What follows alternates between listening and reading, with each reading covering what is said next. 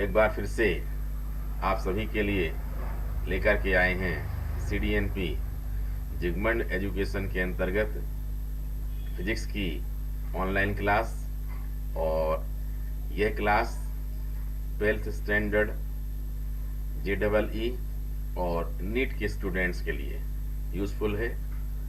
और क्लास का अगर आप पूरा फ़ायदा लेना चाहते हैं, अच्छे से लर्न करना चाहते हैं, तो आप पूरी क्लास को बारीकी से अटेंड करिए। बिल्कुल शांतपूर्ण माहौल में क्लास को अटेंड करिए और पूरा वीडियो देखिए। अगर कहीं कोई बात मिस होती है तो आप फिर से उसको रिमाइंड करिए और उसके बाद फिर से देखिए। ऐसा करेंगे तो आपकी क्लास अटेंड करने का पूरा फायदा मिलेगा। ठीक है, तो चलिए आज का टॉपिक क्या है देखते हैं अपने बोर्ड पर। तो हम बोर्ड पर आ चुके हैं और एक बोर्ड में एक सर्किट डायग्राम दिख रहा है आप लोगों को। और आज हम एक न्यूमेरिकल सॉल्व करेंगे, आंकिक प्रश्न हल करेंगे। और क्वेश्चन सामने बोर्ड में दिखाई दे रहा है। क्वेश्चन क्या है, आपको ये डायग्राम दिया जाएगा बना बनाया और कहा जा रहा है कि जितने भी कैपेसिटर हैं, जितने भी संधारित्र हैं, उन सभी संधारित्रों में वोल्टेज कितना है और क्वांटिटी ऑफ चार्ज कितनी है। मतलब कोई भी परिपथ अगर ऐसा जोड़ा जाए तो आपको बताना क्या है। इस परिपथ में क्या है, 300 वोल्ट की सप्लाई, 300 वोल्ट की सप्लाई दी गई है यहाँ से। ठीक है, और यहाँ पर ये टोटल 4 कैपेसिटर है, C1 C2 C3 C4 हमने मान लिया है।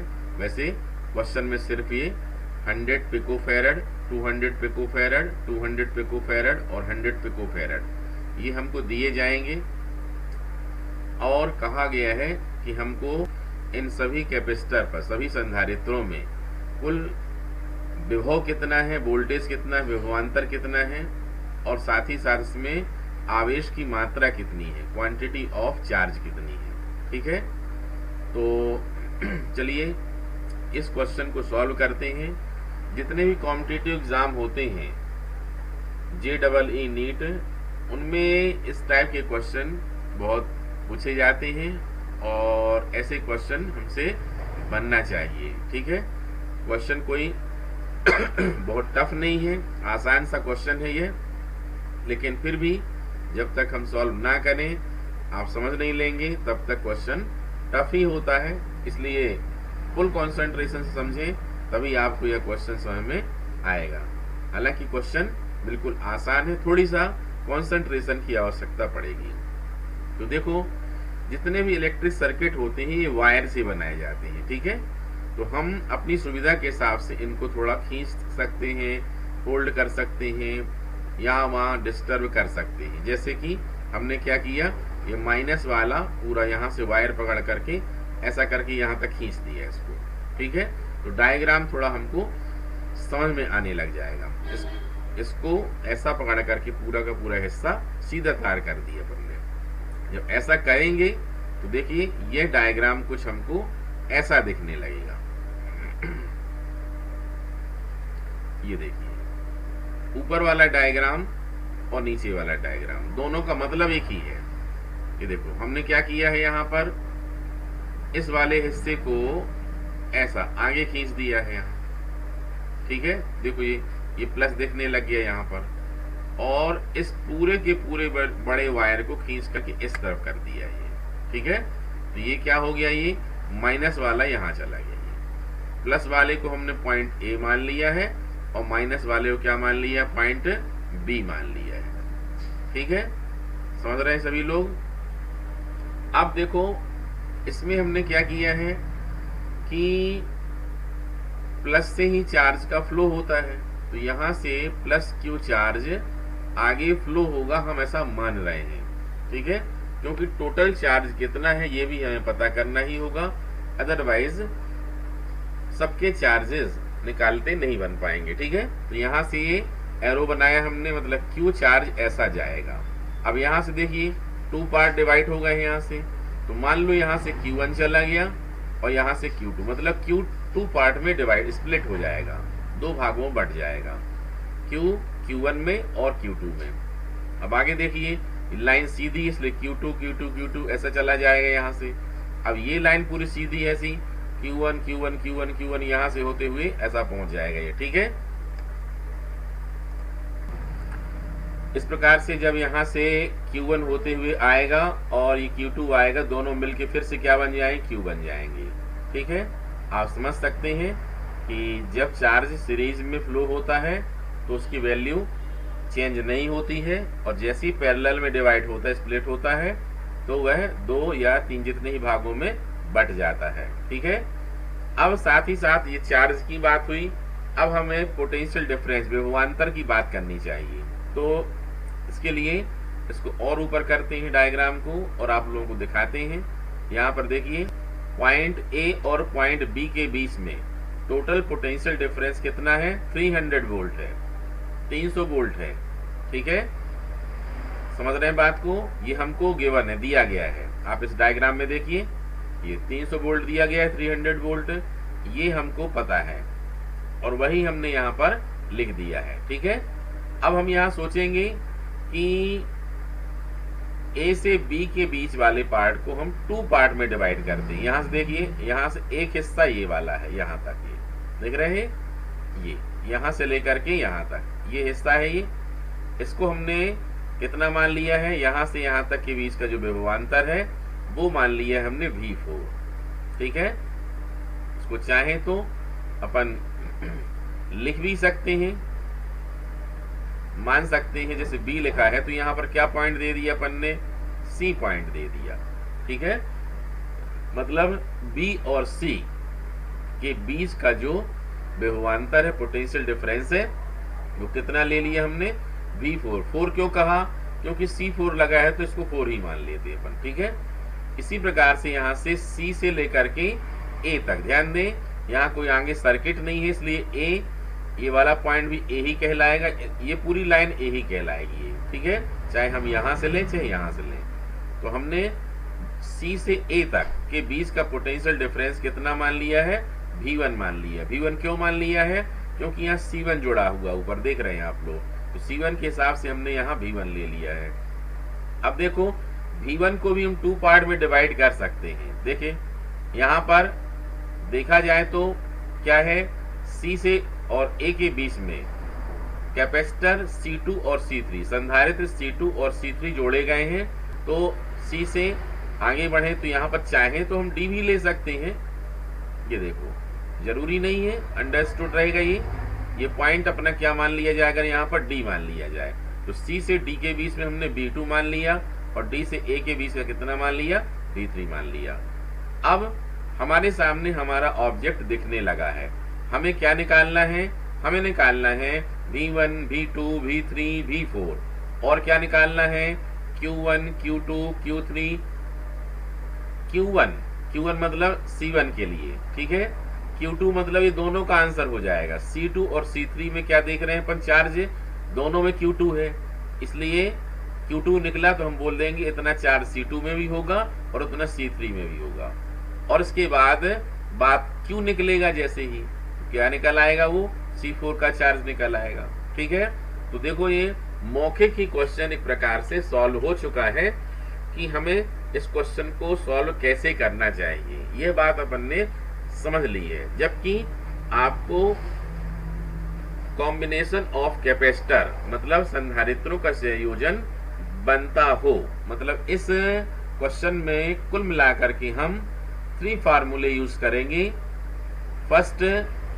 फर्स्ट फार्मूला कौन सा, अगर कैपेसिटर को हम क्या करें बोलो, पैरेलल कॉम्बिनेशन में दें तो फार्मूला क्या होता है, फार्मूला होता है C is equal to C1 plus C2 up to ऐसे और होता जाता है।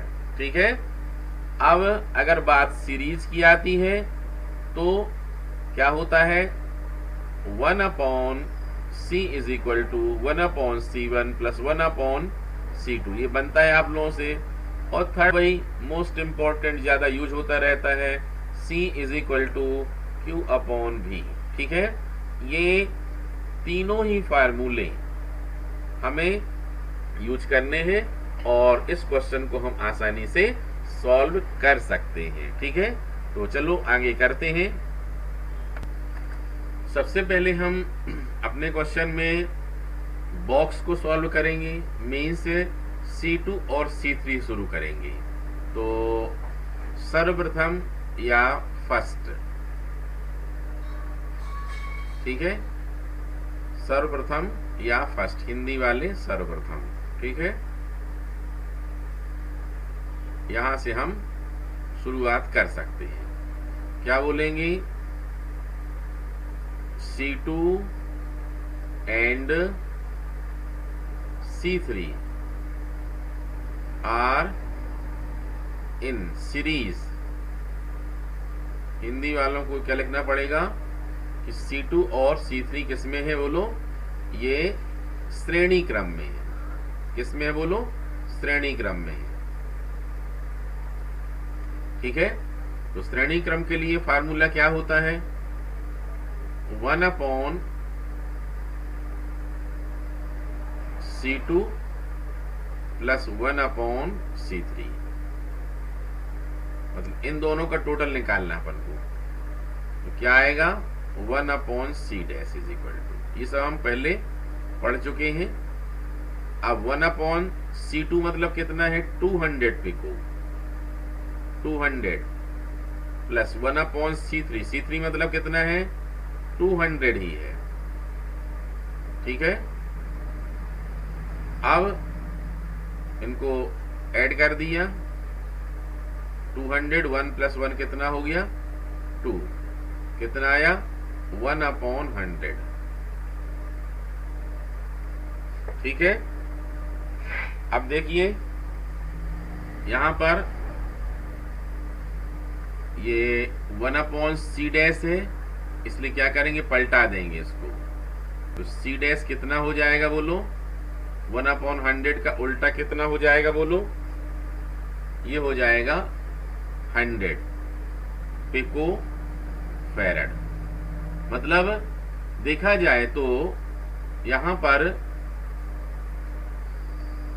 ये वाली लाइन देखो, यहां पर हम एक सर्कल लगा देते हैं। ये वाली लाइन जो है, ये लाइन अपनी कितनी बन चुकी है, इसको अगर हटा के पढ़ना चाहें हम, इसके बदले क्या बोल सकते हैं अपन कि अपन यहां पर 100 पिको फैरड, 100 पिको फैरड वाला कैपेसिटर जुड़ा हुआ, दो ना पढ़ के एक पढ़ लें, एक कैपेसिटर जुड़ा हुआ है यहां पर। ठीक है, ये एक कैपेसिटर ऐसा, दोनों को हटा के उसकी कैपेसिटेंस कितनी है 100 पिको फैरड। ठीक है, तो इस लाइन को ऐसा सोच करके देखेंगे अपन। अब इसके बाद हम आगे फिर से बढ़ते हैं। आगे क्या है, अब ये C डैश है जो लिखा हुआ है, क्या है ये C डैश। तो C डैश और C1 कैसे हैं, ये पैरेलल में है। ठीक है, तो क्या लिखेंगे, now C1 and C dash in parallel, मतलब हिंदी में क्या बोलेंगे कि C1 और C डैश समांतर क्रम में जुड़े हैं। ठीक है, अतः अगर ऐसा जुड़े हैं तो क्या करना होगा, हमें इन दोनों को डायरेक्ट जोड़ देना पड़ेगा। ये वाला फार्मूला पैरेलल के लिए क्या होता है, ये वाला होता है। तो C double dash is equal to C1 plus C dash. तो C1 की वैल्यू कितनी है बताइए, C1 की ये लिखी हुई ऊपर, ये है 100 पिको फैरड, और C डैश की कितनी है, उसकी भी 100 है। तो कितनी हो जाएगी बोलो, टोटल हो जाएगी 200 पिको फैरड। ये वैल्यू किसकी है बोलो, C डबल डैश की है। ठीक है, किसकी है ये, C डबल डैश की है। अब और आगे इसको खिसका देते हैं।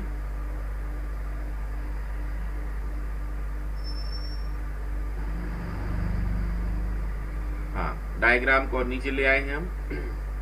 अब देखो यहां पर ये पूरा का पूरा, अभी हमने बताया था ये हिस्सा क्या बन गया है, ये वाला बन गया था सी डैश मतलब 100 वाला, और ऊपर वाला और नीचे वाला दोनों मिला करके मतलब कौन सा वाला एरिया। अब हम बोलना चाहेंगे कि ये पूरा का पूरा हिस्सा, ये पूरा मिला करके ये पूरा का पूरा हिस्सा ये बन गया है सी डबल डैश, जिसकी वैल्यू कितनी है बोलो, 200 पिकोफैरड। ठीक है, ध्यान देने की बात ये है कि ये वाला जो हिस्सा था ये क्या था, ये सी डैश था, इसकी वैल्यू कितनी थी, इसकी वैल्यू थी 100 पिकोफैरड। समझ रहे हैं बात को। अब हमारे सामने क्या स्थिति बन गई है, सिर्फ एक लाइन दिखेगी। देखो ये वाला पोर्शन जो लिखा हुआ है ये C4, ठीक है, और ये पूरे लाइन, इस बॉक्स का मतलब क्या निकल आया, C डबल डैश। तो क्या बोलेंगे, C4 और C डबल डैश किस में है बोलो, सीरीज में है। C4 और C डबल डैश किस में है बोलो, सीरीज में। तो लिखेंगे यहां पर नाउ, अब ठीक है, क्या लिखना है, C4 and C double dash in series, मतलब किस में है, ये श्रेणी क्रम में है। क्या लिखना है हिंदी वालों को, C4 और C डबल डैश श्रेणी क्रम में है। तो श्रेणी क्रम के लिए फार्मूला क्या होता है, पलट जाता है, मतलब कैसा वाला, 1/C4 plus 1/C double dash, ये क्या आएगा 1/C इज इक्वल टू, क्योंकि लास्ट है ये, तो ये 1/C4 की वैल्यू कितनी है 100, ये हमने 100 लिखा। C डबल डैश की कितनी है, ये देखिए 200, 1/200, एलसीएम 200 ही आएगा, और यहाँ कितना आएगा 2 + 1 मतलब कितना हो जाएगा बोलो 3, 1/C। इस प्रकार से पलटा दिया जाएगा तो C इज इक्वल टू 200/3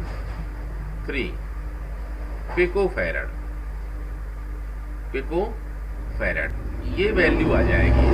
मतलब इस पूरा का पूरा जो कॉम्बिनेशन बना हुआ है, इसकी रिजल्टेंट कैपेसिटेंस कितनी होगी, परिणामी धारिता, इस पूरे के पूरे समूहन की परिणामी धारिता कितनी होगी, 200/3 पिकोफैरड होगी। ठीक है, अब देखो हमारे पास कितना है, टोटल पोटेंशियल डिफरेंस भी दिया गया है।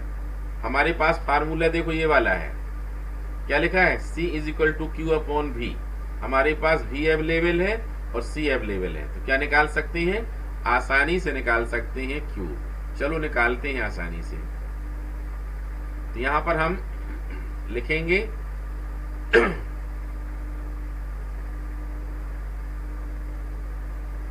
ये देखिए, इसको लिखेंगे हम नाउ बाई फार्मूला कौन सा, C is equal to Q/V। हमको क्या निकालना है, Q निकालना है, Q is equal to C into V।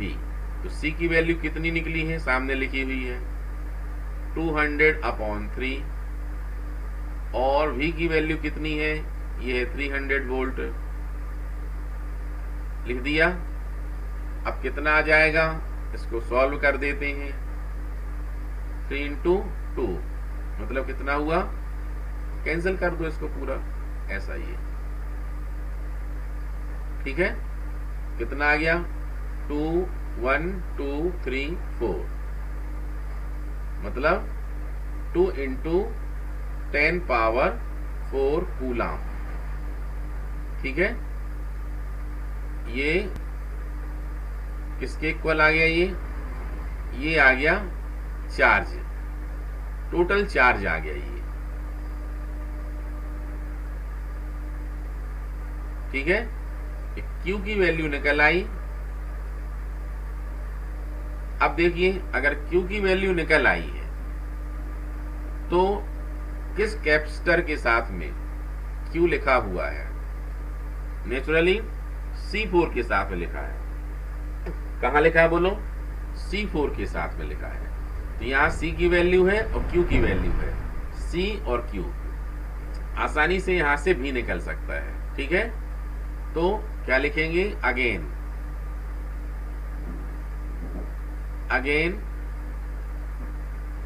For C4 के हिसाब से हम लिखना चाहते हैं यहां पर। तो C4 के हिसाब से क्या लिखेंगे हम? C4 is equal to Q upon कितना? V4। हमको क्या चाहिए है? हमको चाहिए V4।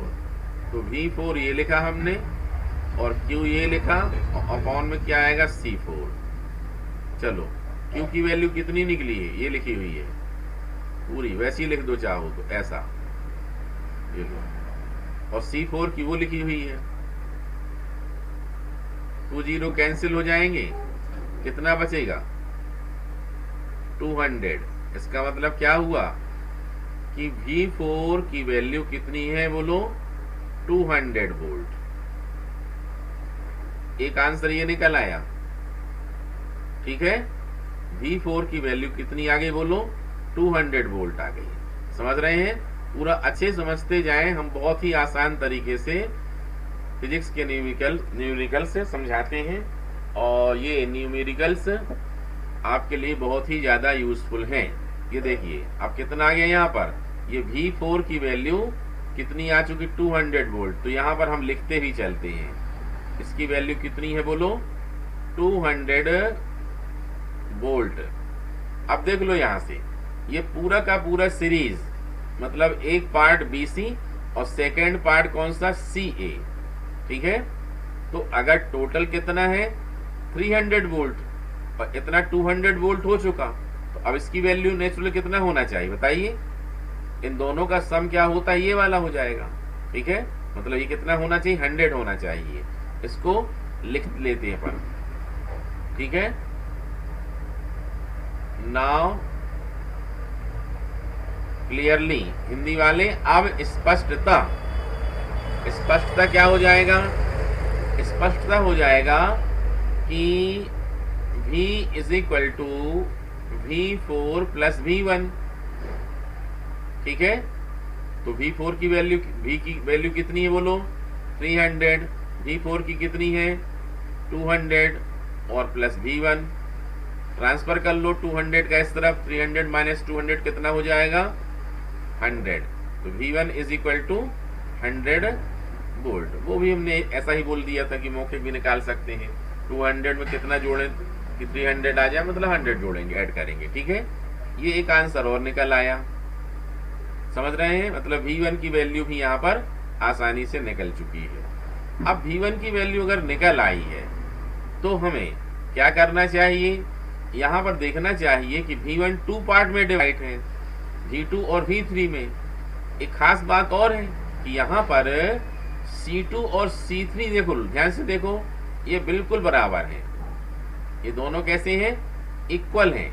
इस वजह से अपने इस क्वेश्चन में V2 और V3 दोनों इक्वल होंगे, ठीक है। मतलब क्या कह सकते हैं? यहां से यहां तक की वैल्यू कितनी है? V1 है। इसका मतलब क्या हुआ? वो वैल्यू किसकी? V2 plus V3 is equal to कितनी मानी जाएगी? 100 मानी जाएगी। ये देखो यहां हम लिखते चलते हैं, लिखने के साथ ज्यादा अच्छा समझ में आता है। ये देख लो, ये यहां पर इसी को आगे बढ़ा लेते हैं, कोई दिक्कत नहीं है, ऐसा एम्प्लाइज करके। V1 क्या है? ये V2 plus V3, V2 plus V3 is equal to कितना आए बोलो? 100, ठीक है। और हम समझ रहे हैं अपने क्वेश्चन में क्या है कि C2 is equal to C3 है, इस वजह से V2 इज इक्वल टू कितना होगा बोलो, V3 हो जाएगा। मतलब V2 के बदले हम V3 लगा दें तो V3 प्लस V3 कितना हो जाएगा, 2V3। कितना आया बोलो, ये आया 100। तो फिर V3 इज इक्वल टू कितना हो जाएगा, 100/2, मतलब कितना हो जाएगा बोलो, 50 वोल्ट। अगर V3 50 वोल्ट है तो V3 और V2 क्या इक्वल है, इसका मतलब क्या होगा, V2 भी कितना हो जाएगा, 50 वोल्ट। ठीक है, अब थोड़ा सा पार्ट बचा है, और वो पार्ट क्या है कि चार्ज निकालना। चार्ज कौन सा बचा है निकालना, Q तो निकल चुका है, अब बचा है Q1 और Q2। आसानी से हम निकालते हैं बिना किसी समस्या के। आप सिर्फ देखिए अच्छे से, अपनी एकाग्रता खराब ना करें। आंकिक प्रश्न समझने हैं, एकाग्रता अच्छी होनी चाहिए। ठीक है, अब देखो अगेन बाई कौन सा formula, C is equal to Q/V होता है ना। तो कहां से लेते हैं, C1 के लिए लेते हैं। C1 इज इक्वल टू, इसका चार्ज कितना Q1 और पोटेंशियल डिफरेंस कितना है V1, ये ले लिया। अब वैल्यू कितनी क्या निकालना है, Q1 निकालना है। तो Q1 is equal to C1 into V1। C1 की वैल्यू देख रहे हैं यहां से कितनी है बोलो, 100। और V1 की वैल्यू कितनी है, ये अभी निकाली थी अपन ने, इसकी 200 और इसकी कितनी थी बोलो, 100 थी। ठीक है, तो कितना हो जाएगा बोलो, ये हो जाएगा 100। इस प्रकार से 10 पावर कितना, 4 कूलम। ये Q1 आ गया। ठीक है, अब यहां पर चाहिए अपन को Q2। तो Q2 के लिए क्या लिखना पड़ेगा, and C2 is equal to Q2 upon V2। तो Q2 इज इक्वल टू कितना होगा, C2 इंटू V2। ठीक है, C2 की वैल्यू कितनी है, 200, डायग्राम से देख के लिखिए। और V2 की वैल्यू कितनी है, V2 V3 इक्वल थे 50 वोल्ट वाले हैं, अभी निकाला, सबसे ऊपर लिखा हुआ है, ये लिखा हुआ है। ठीक है, अब मल्टीप्लाई कर दो, 5 इंटू 2 10 हो गया, 1 2 3, वही आ गया 10 पावर 4 कूलम। आप चाहते तो अगर आपने Q1 निकाल लिया है तो Q2 के लिए आपको जरूरत नहीं थी ये करें। क्यों, अगर Q1 पता है, Q1 कितना था, Q1 था इतना था, और ये कितना था, Q था ये, और Q1 कितना था, ये लिखा हुआ है, लिखा है, ये लिखा है। तो अब जितना Q1 निकल गया, बचा कितना Q2, इसमें से ये माइनस कर दिया जाएगा, तो कितना बचेगा, यही बचेगा। देख लो, मतलब क्या बचेगा, यही बच जाएगा। ये ऐसा करके भी Q2 निकाल सकते हैं। ठीक है, अब देखो सब कुछ निकल चुका है, लास्ट में सिस्टमेटिक आपको आंसर जरूर लिखना चाहिए, क्योंकि आंसर पर भी मार्क्स होते हैं। अपन में क्वेश्चन क्या पूछा गया था, क्वेश्चन पूछा गया था कि इसमें सभी के वोल्ट बताने हैं, मतलब सप्लाई बतानी है, वोल्टेज बतलाना है, और उनमें चार्जेज बतलाना है। ठीक है, तो यहाँ पर हम चाहें तो क्या कर सकते हैं, आंसर टेबल बना करके भी लिख सकते हैं। ठीक है, ये देखिए ऐसा लिख सकते हैं अपन, C1 C2 C3 C4 लिख दिया हमने, और ये एक कॉलम में वोल्टेज के लिए है, ठीक है, और दूसरे कॉलम में क्या है, चार्ज के लिए है। तो C1 में कितना निकला अपना, C1 में जो निकला उसको लिख देते हैं कि करके। ये देखिए, ये अपना कंप्लीट आंसर हो जाएगा। ठीक है, ये आंसर है ये। ठीक है, इस प्रकार से आपने देखा ये एक कॉम्प्लिकेटेड दिखने के बाद भी यह वास्तव में बहुत ही आसान क्वेश्चन था, और हमने शुरू में ही बोला था कि यह क्वेश्चन टफ नहीं है, आसान है। लेकिन क्वेश्चन बनेंगे तभी जब आप समझेंगे, और क्वेश्चन को समझाने में अच्छे समझाना है, आपको सिखाना है तो थोड़ा टाइम लगता है। इसलिए हमने बहुत ही स्टेप बाय स्टेप इस क्वेश्चन को सॉल्व किया। अदरवाइज इस क्वेश्चन को अगर आपकी प्रैक्टिस है और आपने सीख लिया है तो फिर जल्दी करते अगर इसको हम, तो मैक्सिमम भी अधिक से अधिक भी है तो 30 सेकंड में यह क्वेश्चन सॉल्व हो सकता था। इससे ज्यादा का समय इसमें सॉल्व करने में नहीं लगता। सुन के भले आपको आश्चर्य लगे, लेकिन 30 सेकंड में भी यह क्वेश्चन सॉल्व आसानी से हो जाता है, और आपसे भी हो पाएगा, बशर्ते आप फिजिक्स के आंकिक क्वेश्चन में इंटरेस्ट बनाएं और उनको प्रैक्टिस करें। सिर्फ ऐसा नहीं कि हमने एक क्वेश्चन बता दिया, वही क्वेश्चन आपने पढ़ लिया, 10 बार करके देख लिया, उसके जैसे आपको बहुत सारे क्वेश्चन ट्राई करने पड़ेंगे।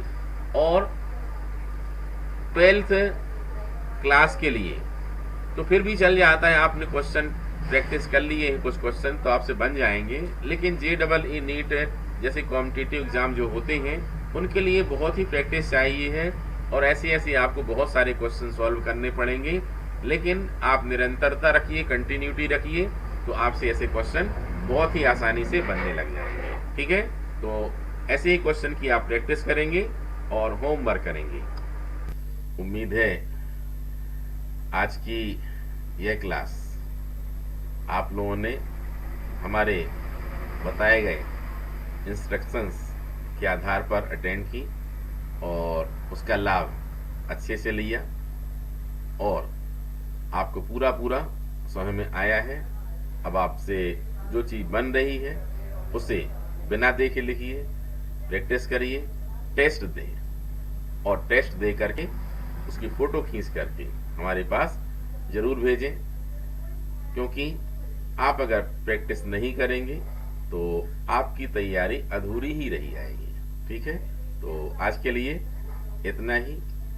कल फिर से नए टॉपिक के साथ मिलेंगे। Take care.